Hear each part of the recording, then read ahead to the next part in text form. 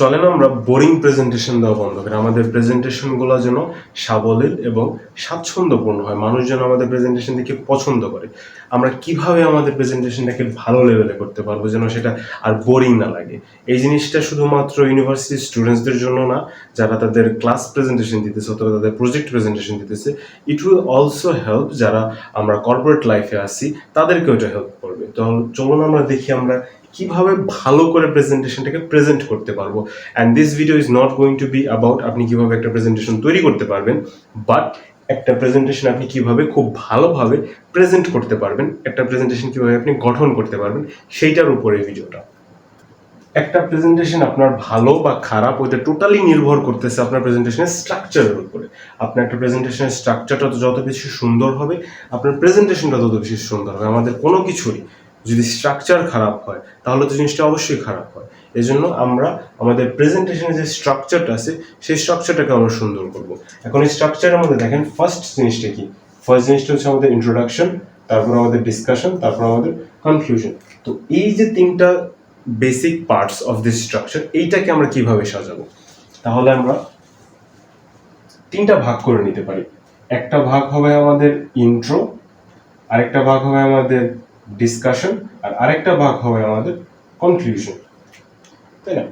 এখন এই তিনটা ভাগের মধ্যে ইন্ট্রোডাকশন ভাগটা আমরা কিভাবে সাজাইতে পারি? ইন্ট্রোডাকশন ভাগটা হবে আমাদের খুবই সাবলীল এবং আমরা এই জিনিসটার মধ্যে ইন্ট্রোডিউস করব। ইন্ট্রোডাকশনটা হবে এরকম: Welcome everyone. I would like to present all of you to this wonderful presentation which I am presenting. I am Sholom Musharraf and I would like to present you যেটা আপনার প্রেজেন্টেশনের নাম, and we are going to speak today about something যেটা আপনার প্রেজেন্টেশনের নাম। তো এভাবে আপনি ইন্ট্রোডাকশনটা শুরু করতে পারেন। ইন্ট্রোডাকশনটা অলওয়েজ ইন্ট্রোডিউসিং। আপনি সবকিছু যা আপনি যেই বিষয় আপনার প্রেজেন্টেশনটা সেটা আপনি ইন্ট্রোডিউস করবেন। আপনি কখনো একটা প্রেজেন্টেশন শুরু করে ডিরেক্ট টপিকের মধ্যে ঢুকে যাবেন না, কখনোই না। আপনি একটা প্রেজেন্টেশন শুরু করবেন, পরে সুন্দর করে ইন্ট্রোডাকশনটা দিবেন, তারপরে আমরা যাব ডিসকাশনের মধ্যে। আমরা যখন ডিসকাশনের মধ্যে যাব তখন আপনি গিয়ে আপনার ইচ্ছা মতো ডিসকাস করতে পারেন। তো এই ডিসকাশনটা আমরা কিভাবে ডিসক্রাইব করব, কিভাবে আমরা ডিসকাশনটা করব? আমরা কখনোই ডিসকাশনটা বোর্ডের মধ্যে লিখে নেব না। আমাদের প্রেজেন্টেশনে কখনো ডিসকাশনগুলো টাইপ করা থাকবে না, নেভার এভার। আপনার প্রেজেন্টেশন স্লাইডে সবসময় শুধু পয়েন্টটা উল্লেখ থাকবে এবং আপনি সেই পয়েন্টটা ডিসক্রাইব করবেন।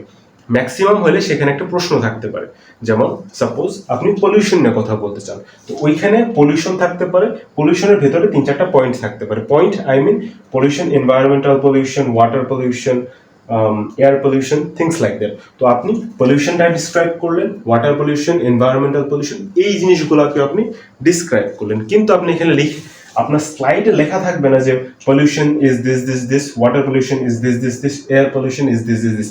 This is going to make your slide the boring slide, the most boring slide ever. Don't do this. কখনোই আপনার স্লাইডটার মধ্যে অতিরিক্ত লেখা থাকবে না। সর্বোচ্চ হলে আপনার টপিকগুলো থাকবে, যেন একটা মানুষ প্রায় 100 মিটার দূর থেকেও আপনার স্লাইডটা দেখে বুঝতে পারে যে এইটা এটার লেখা আছে। কারণ আপনি যদি একটা ব্রড অডিয়েন্সে প্রেজেন্ট করতে চান তখন আপনার স্লাইডে যে লেখা থাকে সেটা কখনোই ভালো হবে না। আর আপনার অডিয়েন্সরা তো আপনাকে শুনতে আসছে, আপনি কিভাবে প্রেজেন্ট করেন সেটা দেখতে আসছে, তারা তো কোনো স্লাইড পড়তে আসে নাই। সো অবশ্যই আপনার স্লাইডের মধ্যে কখনো লেখা দিয়ে দেবেন, এটা আপনার স্লাইড, এটা আপনার প্রেজেন্টেশনকে একদম নষ্ট করে ফেলবে। লাস্ট যেটা হচ্ছে আমাদের কনক্লুশন। আমরা এখন কনক্লুড করব কিভাবে। কনক্লুশনের মধ্যে সব থেকে ভালো উপায় হলো ইন্ট্রোডাকশনের পরে যে আপনার ডিসকাশন পার্টটুকু ছিল, এটা আপনার 5টা থেকে 15টা পর্যন্ত স্লাইড হইতে পারে। এই যে এই স্লাইডের পরিমাণটুকু, এইটার আপনি একটা রিভিশন দেবেন। যেমন আপনার ডিসকাশনটা হয়তো ছিল পলিউশন নিয়ে, তো আপনি শুরু করেছিলেন এয়ার পলিউশন দিয়ে, আপনি শেষ করেছেন ওয়াটার পলিউশন, মাঝখানে আপনি আরও কয়েক ধরনের পলিউশনের কথা বলছেন, হয়তো ocean pollution, things like that, sound pollution. তো এই সবগুলা বিষয়কে একত্র করে আপনি একটা কনক্লুশন দেবেন। আপনার কনক্লুশনের মধ্যে খুব ভালো হয় যদি আপনি সবগুলো বিষয়ে একটু কিছু বলতে পারেন, যে we have seen from the slides that we had these kinds of issues with all of these pollutions. So water pollution caused this, air pollution caused this, and dash dash dash. So this is how you are going to make it, right? Just see me, I am presenting, আমি আপনাদেরকে কিন্তু এই ভিডিওটা present করতেছি, and আমি কোনো preparation নেই। It's my first time, যা আমার মন থেকে আসতেছে আমি তাই বলতেছি, এই জন্য আমার লাইনগুলো খুব scattered. But the reason behind that is, আমি আপনাকে দেখাইতে চাই যে আপনি প্রেজেন্ট কিভাবে করবেন। একটা ভালো প্রেজেন্টেশন শুধু যে ভালো প্র্যাকটিস করলে আসবে বা আপনার মুখস্থ করলে আসবে সেটা না। আপনার একটা ভালো প্রেজেন্টেশনে আপনার ভালো স্ট্রাকচার, আপনার সাবলীল অঙ্গভঙ্গি, এই জিনিসগুলোও কিন্তু ম্যাটার করে। Let's see something. Next most important thing is adequate amount of slides. আমাদের স্লাইডের যে পরিমাণটা হবে সেটাকে অবশ্যই অ্যাডেকুয়েট বা একটা ভালো অ্যামাউন্টের হতে হবে। আমরা চাইবো না যে আমাদের 150টা স্লাইড লম্বা একটা প্রেজেন্টেশন হোক, আবার আমরা চাইবো না যে আমাদের মাত্র 2-3টা স্লাইডে আমাদের প্রেজেন্টেশনটা কমপ্লিট হয়ে যায়।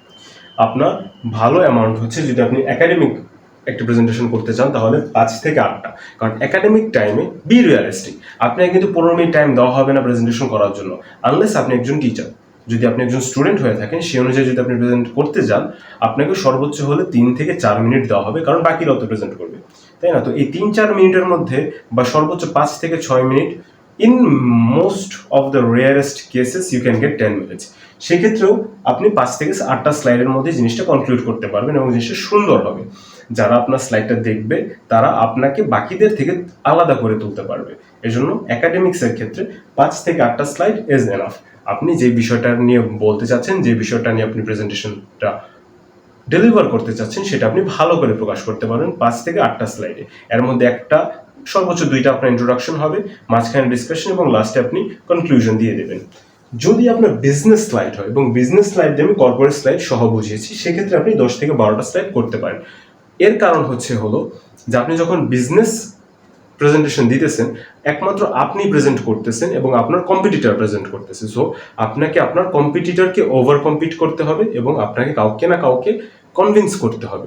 সেক্ষেত্রে আপনি 10 থেকে 12টা স্লাইড ইজিলি দিতে পারেন। এবং যদি আপনার মনে হয়, যদি পার্সোনালি আপনার মনে হয় যে আরও বেশি স্লাইড দেওয়া দরকার, আপনি দিতে পারেন। আবার যদি আপনার কমানো দরকার মনে হয়, আমি বলবো না কমালেই ভালো হয়। 10 থেকে 12টা slide is a adequate amount.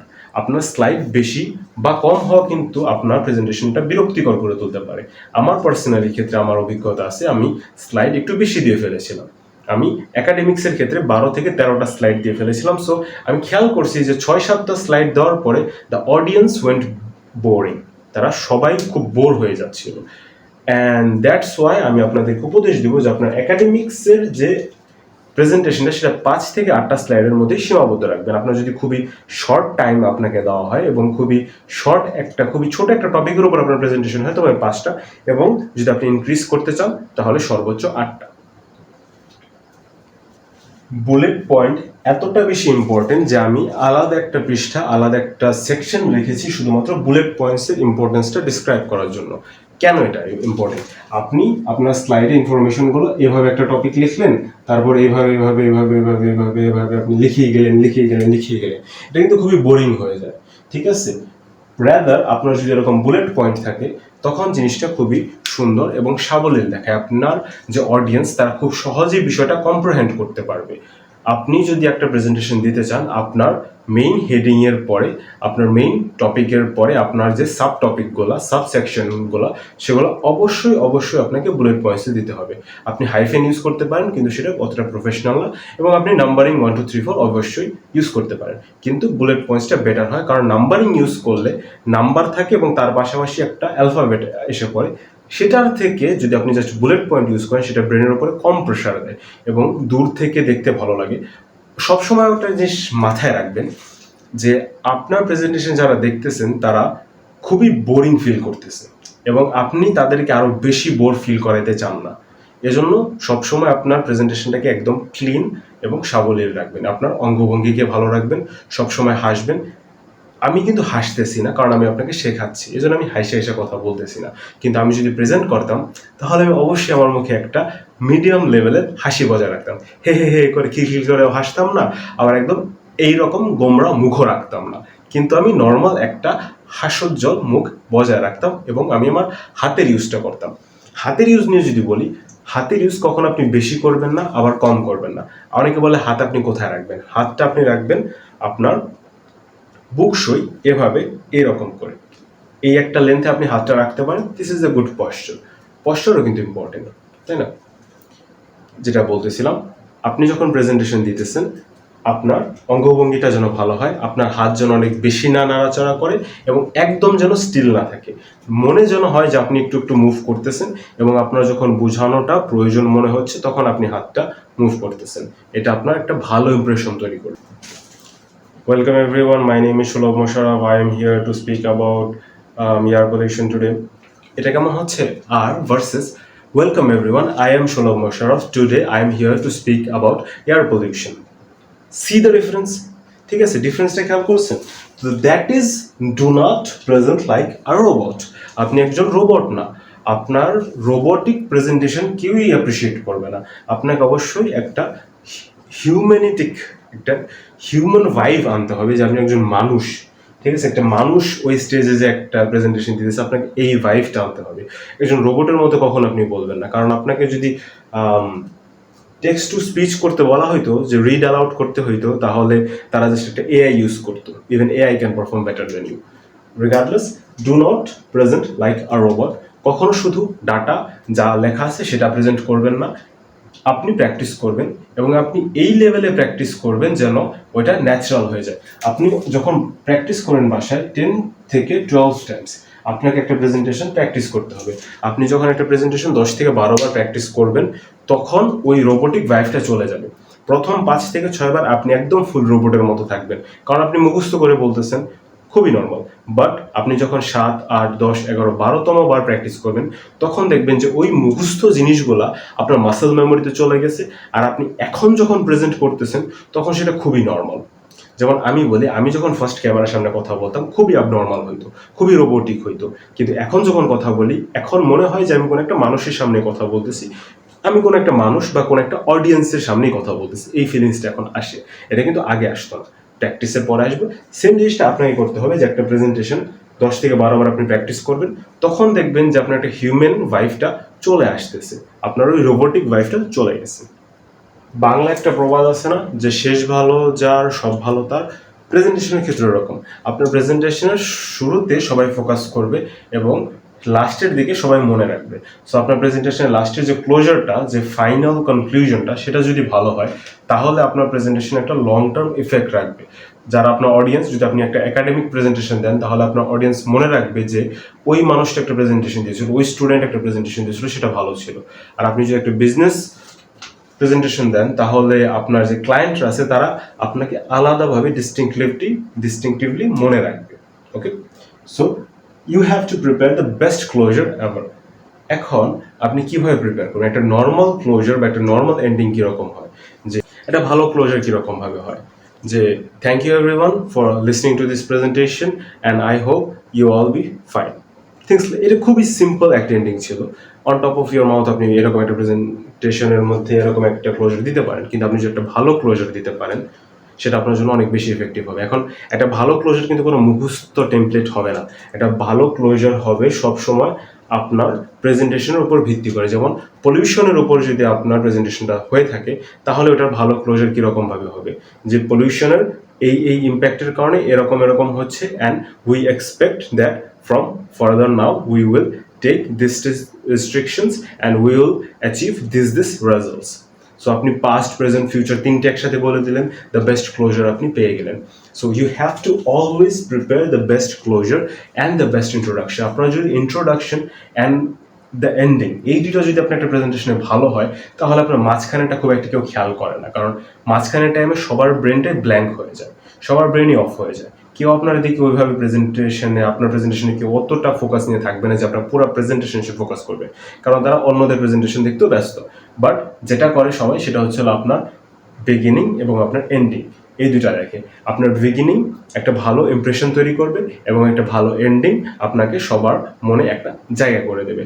আশা করি এখন থেকে আপনি এই টিপসগুলো ফলো করবেন এবং আপনার প্রেজেন্টেশনগুলোকে সাবলীল করবেন এবং প্রেজেন্ট করতে যায় কেউ সমস্যায় ভুগবেন না।